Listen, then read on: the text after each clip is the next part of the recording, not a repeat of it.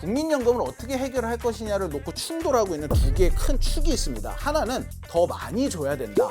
소득 보장론이고요. 하나는 아껴야 된다. 재정 안정론입니다. 이 두 가지의 가치가 서로 조화롭게 화합을 이루면서 형님 아우님 하면서 가야지만 국민연금이 원활하게 돌아가는데 이게 굉장히 충돌하는 가치가 돼버렸거든요. 게다가 이게 정치권으로 흘러들어가면서 정치 쟁점화가 돼버렸습니다. 그래서 국회 연금특위에서 국민 대표단을 모아서 뭘 더 중요시해야겠느냐를 물어봤는데 더 내더라도 더 받겠다. 즉 이 두 가지를 다 가져가는 게 최고의 가치로 뽑혔다라고 하면서 국회에서 이걸 계속 설득 자료로 내놓고 있거든요. 그런데 그렇다면 과연 이 자체가 굉장한 설득력을 갖느냐 한번 살펴볼 필요가 있어요. 왜냐하면 이 당시에 국민 대표단을 뽑을 때부터 이 대표성에 좀 의문이 제기가 됐었거든요.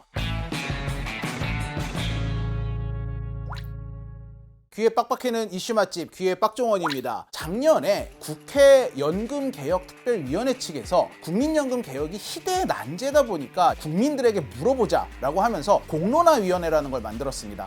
그래서 시민 대표단 500명을 뽑았어요. 500명을 뽑는데 이걸 어떻게 뽑았느냐? 우리나라 인구의 각 연령대별 비율을 그대로 갖다가 뽑았어요. 이러다 보니까 이 500명에서 국민연금을 지금 받고 있거나 곧 받을 50대, 60대, 70대가 전체의 40%가 넘어갔고 이 국민연금 내는 거에 더 민감하게 반응하는 20대, 30대는 거의 뭐 2배 차이가 나죠. 이래서 국민대표단을 꾸릴 때부터 반반이라도 섞어야 되는 거 아니냐라는 의견이 있었지만 그렇게 하지 않았죠. 거기다가 이 당시에 설문조사 문항을 놓고도 문제 제기가 됐는데 여론조사를 해서 그 결과를 요번에 개혁안에 반영을 했다고 그랬잖아요. 시민대표단이 가장 많이 선택했던 문항이 이겁니다.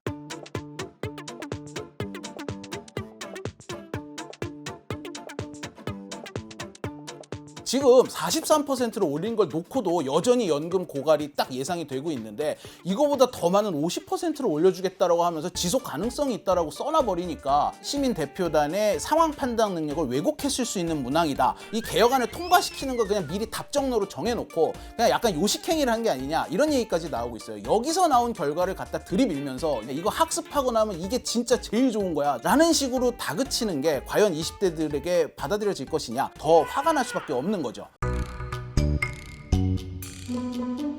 정부가 지난해 9월에 내놓았던 연금개혁안에 보면은 인상의 속도를 50대는 더 빠르게 20대는 더 느리게 이렇게 속도를 조절을 해가지고 세대별로 차등 인상을 하겠다라는 안이 들어가 있었어요.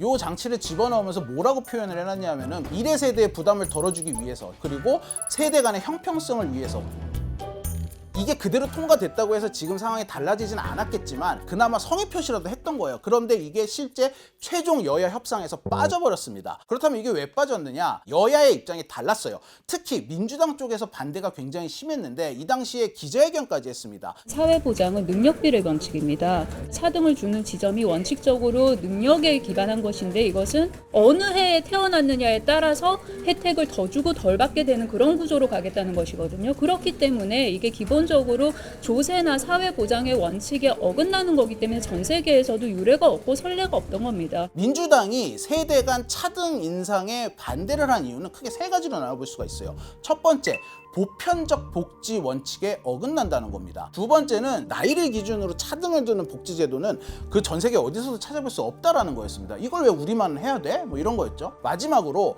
이게 통과되면 정부가 나서가지고 공인 세대 갈라치기를 하는 셈이다 라는 주장까지도 나왔어요. 세대 갈라치기라는 점에서는 굉장히 우려스럽고 구체적으로 청년들에게 어떤 불리한 효과가 나타나는지는 검증해 봐야 한다 이렇게 말씀드릴 수 있을 것 같고요. 세대 갈라치기라는 단어 자체를 국민 쪽에서 먼저 나온 게 아니라 정치권에서 먼저 사용한 것 같은데 그렇죠. 약간 젊은 세대의 분노의 포인트를 잘못 잡고 있다라는 분석이 나와요. 왜냐하면 마치 세대 갈등이 다인 것처럼 얘기를 하고 있는데 단순히 나 노인 세대를 왜 우리 세대가 부양을 해야 돼? 그거 하기 싫어가 아니라는 얘기죠. 사실 문제의 포인트는 세대가 아니라 부의 정도와 형평성입니다. 따져볼 점이 하나 있어요. 코호트라는 게 있죠. 이거 우리가 코로나 때 많이 들었는데 어떤 특정 통계적 인자를 공유하는 집단을 코호트라고 합니다. 특히 굉장히 강력한 게 몇 년도에 태어났느냐입니다. 나이는 숫자에 불과한 것이 절대 아니고 본인이 몇 년도에 태어났느냐 이것은 그 사회의 영향을 받을 수밖에 없습니다. 이들이 경험하는 생애 기회 자체가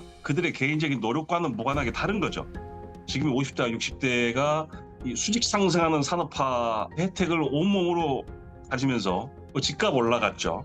그리고 정년 보장돼 있죠. 지금의 20, 30대들의 가진 생애 기회라는 것은 너무나 제한적이고 기성세대와 미래세대 간의 이익의 차이가 분명한 상황에서 그들 간에 무슨 연대를 하자는 거죠?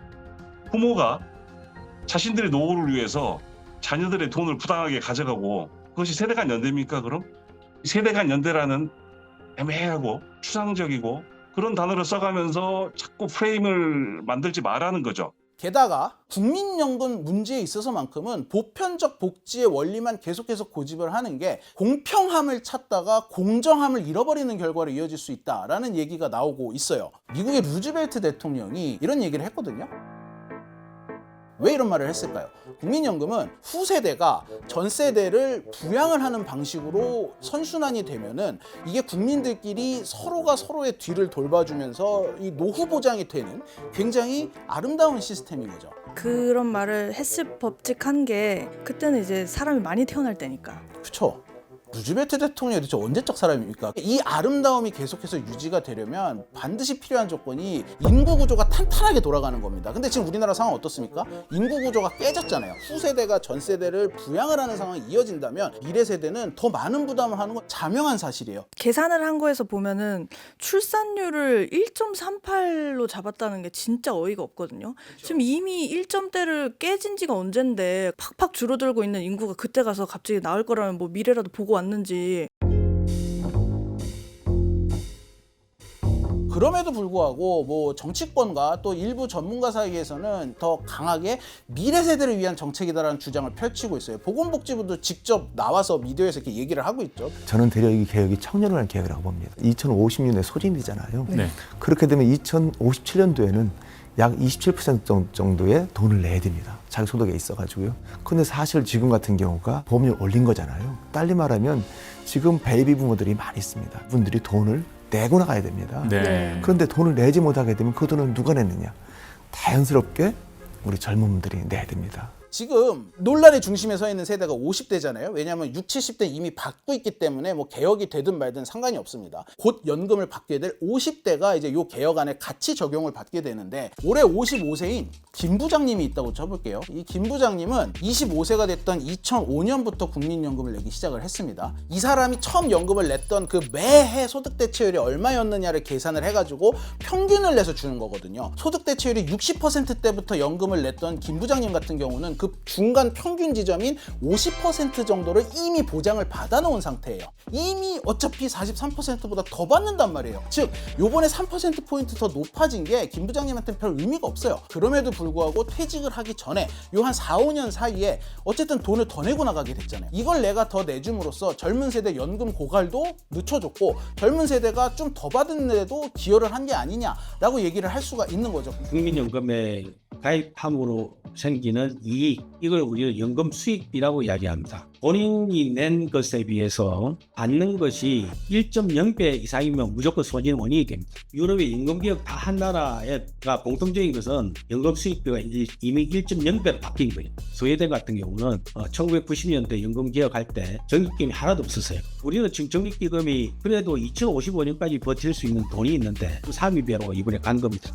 그래서 그런 측면에서 봐서는 청년 세대를 갖다가 불리하게 만든 것이 아니다. 다른 어떤 나라 연금개혁보다도 지금 돈이 정말로 부족한 연령은 언제입니까? 50대 아닙니까? 교육비도 써야 되죠. 청년 세대 할아버지를 부양하고 계시고 또 본인의 보험료도 또 내야 되고 자녀 세대의 효도나 부양을 기대할 수 있다. 이 분리가로 따졌을 때 청년이 불리하다라고 이야기하는 것은 다소 너무 차갑고 부모님을 나무로 보는 그러한 분석이다라고 생각하고 충분히 이해가 갑니다. 충분히 이해가 가고 사실 각 세대별로 따지면 각 국민들이 무슨 잘못이 있습니까? 왜 국민들끼리 서로 얼굴을 붉혀야 됩니까? 결국은 이거를 이렇게 세대 갈등이라는 프레임을 오히려 씌우고 계속해서 정쟁화를 하면서 빨리 해결해도 모자랄 문제를 질질 끌어온 정치권의 잘못이다. 정치권의 책임이 가장 크다라는 얘기가 나오고 있는 겁니다.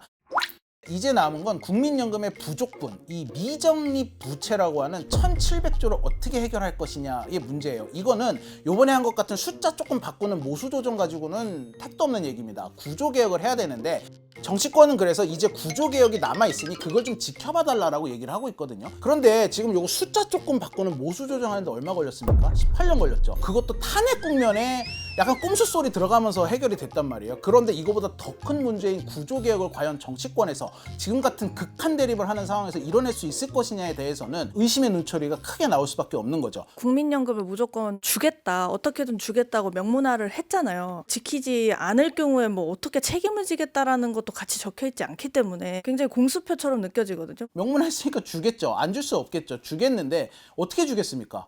연금이 고갈해 놨는데 세금으로 주겠죠. 그 세금 누가 냅니까? 20대 30대가 내겠죠. 이게 결국은 조삼모사예요. 그래서 이번 개혁안이 나오고 나서 어떤 얘기가 나오냐면 이것만큼 강력한 비출산 정책이 없다. 당장 지갑에 꽂히는 돈도 줄어들고 일자리 개판 났고 이런 상황에서 누가 사람을 만나서 결혼해서 애를 낳고 살겠어요, 이 사회에서. 우리 청년들의 아름다운 미래에 대한 기대, 긍정적 생각을 가지고 살아야 된다고 생각합니다. 제가 인생 살아가는 동안 확실히 느끼는 것은 계속 의심하고 부정적으로 생각해서 성공하는 사람 한 명도 못 봤다. 우리의 목표는 2093년까지 적립기금이 소진되지 않도록 하는 것이고 70년이면 충분히 해결할 수 있습니다. 2024년도에 학계 출산율이 0.72명에서 0.75명으로 늘어났습니다. 우리 국민은 저력이 있기 때문에 기본적으로 걱정하지 않으셔도 됩니다.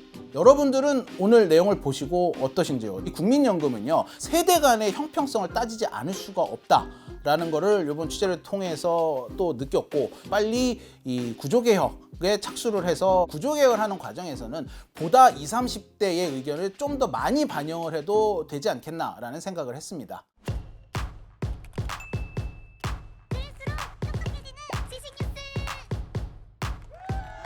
교양이를 부탁해는 여기까지입니다. 다이어트도 칼로리 신경 쓰지 말고 드세요. 대신에 키토식을 해보세요. 이게 박종원.